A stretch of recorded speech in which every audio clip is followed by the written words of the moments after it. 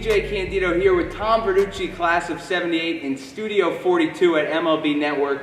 Tom, how you doing? I'm doing great. How did Seton Hall Prep help shape you into the man you are today? Oh man, it's hard to really put into words how much it helped me. First of all, it did a great job preparing me for college.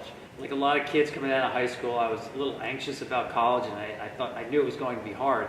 But I found out that the prep really prepared me well. I hit the ground running in college, so the transition for me, there's no doubt in my mind, was made more smoothly because of being prepared so well at Seton Hall.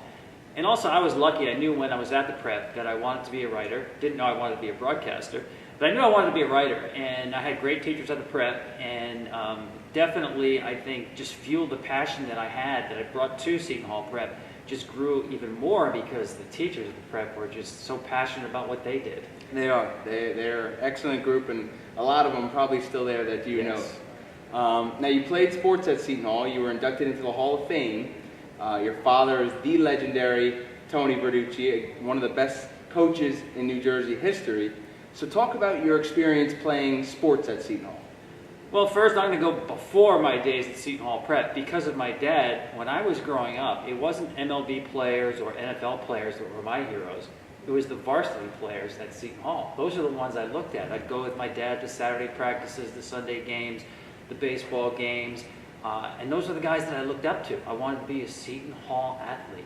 And I think when you play sports at Seton Hall Prep, that fuel, that passion that you have really is enhanced because it is a very competitive atmosphere. And again, this gets back to what I talked about, being prepared for college.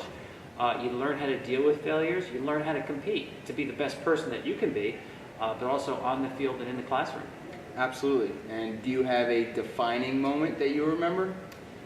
Well, it's hard for me not to pick our state championship game, 1977. Read a lot about it. Undefeated, playing Bergen Catholic, home game at Seton Hall. It seemed like a million people to me, being 17 years old.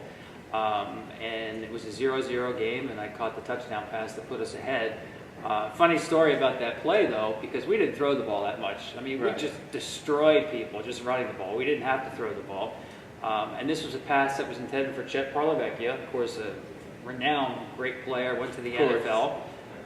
Ball sails over his head, and you talk about being in the right spot at the right time. I had to dive in the end zone to catch it, but I remember watching that ball thinking, I hope nobody else tips this because I could see it coming towards me. So, classic example of being in the right place at the right time. That is incredible.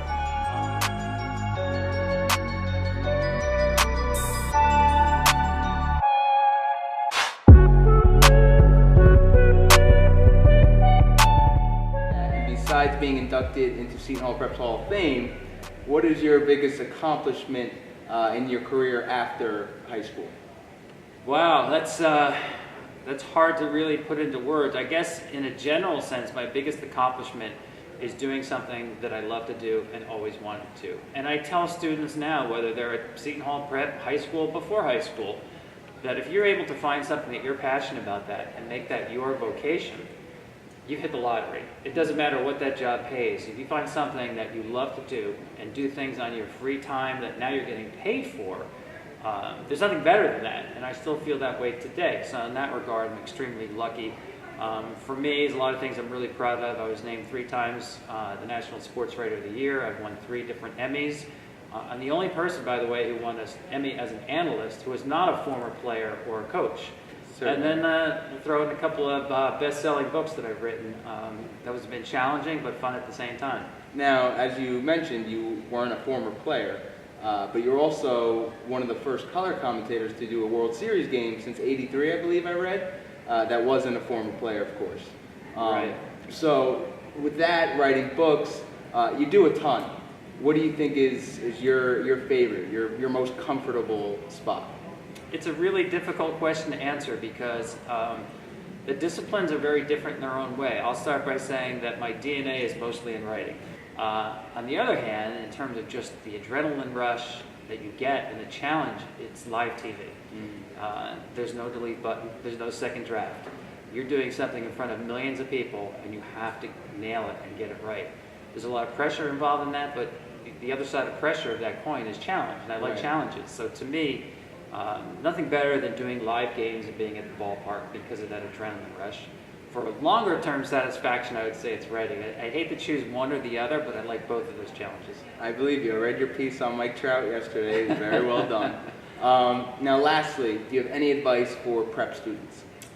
Well, I tell everybody, no matter what really discipline you want to get into, whether you want to be a broadcaster or a writer, electrician, professor, it doesn't matter, really read a lot. And unfortunately, it seems like people read less. It's more of a visual-oriented society. But I do believe that when you read a lot, it improves so much about yourself.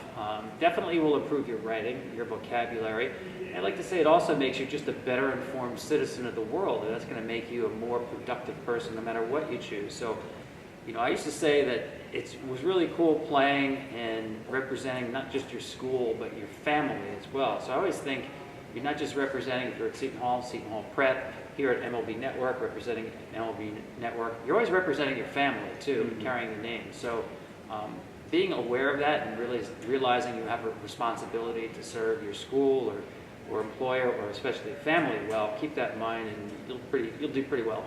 Excellent. I actually have one more last question. Sure. I forgot. You're still so involved at the prep.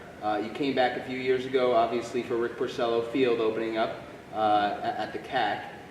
You had the Hall of Fame induction, as I mentioned before. How do you stay so involved with so much work that you have going on, and why? What keeps you coming back? Well, I think the prep is a family.